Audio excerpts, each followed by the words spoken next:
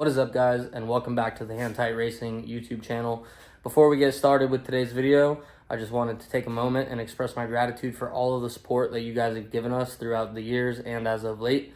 We really appreciate that, and I hope you continue to do so. Now that that's out of the way, let's give a shout out to our amazing partners that helped this build come to life, which would be La Familia Pawn and Jewelry, Lithia Springs Ford, Lethal Performance, Ortiz Performance, Wise Fab, BC Racing, and last but not least, Zek Nova Tire US. So what you're going to see here today is basically the final process of getting this car basically ready to drive on the track. And what that consists of, putting the roll cage in, getting the interior wrapped up, getting the Wise Fab on, getting the cage painted, getting the seats in, putting the hood on, putting the fender on, putting the bumper on, all that good stuff to basically get this car at least good enough to drive. It's still not even in its final form yet, but it's getting there. So just to give you a little background, we didn't cage this car or anything like that until we could verify that it ran, drove, and all that other good stuff, which we didn't know at the time because the harness was gone, PCM was gone, and it was a process, you know, especially with the PCM being gone. You have to reprogram all that stuff. You have to program 2 keys. We only had 1 key, yada, yada, yada. Oh yeah, and let's not forget our BC Racing DS Series front coilovers and our ER Series rear coilovers, Davey P spec. It's only one place you can get it. I don't need to tell you where to go. So that is exactly what we are going to go over in this episode. Again, I appreciate all the support that you guys have given this build and this channel and me and my team. We really appreciate it, and I really encourage you guys to comment or start a conversation with me. I try my best to reply to every comment, and I look forward to talking to you guys and sharing my knowledge with you and, you know, whatever I can do to entertain you at the end of the day. So let's get right into it.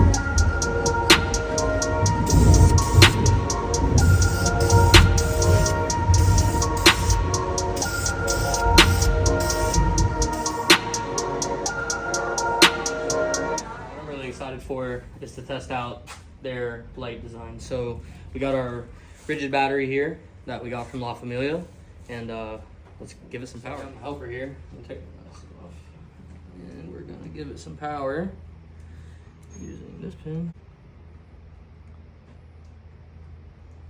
And there it is.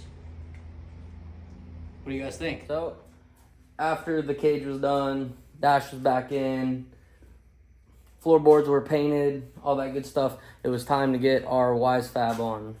And to do that, we needed to pair them with our BC Racing Digressive Series front coilovers, which is one of my favorite portions of the build because I'm a big suspension guy. Obviously, I pretty much do speccing all day for suspension, and I love it.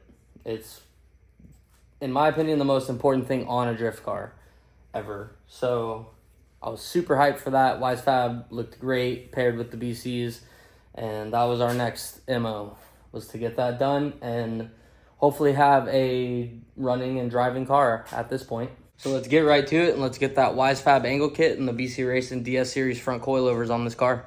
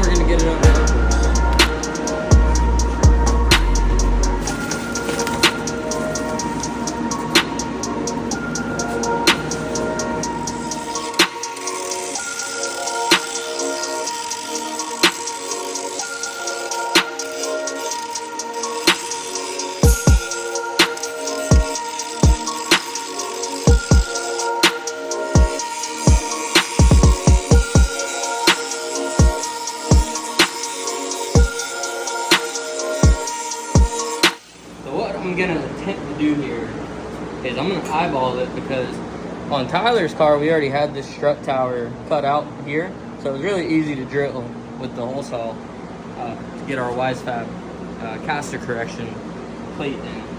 So I'm just gonna kind of look at it like that, right, and then attempt to make a mark there. Okay, now we're gonna take it off.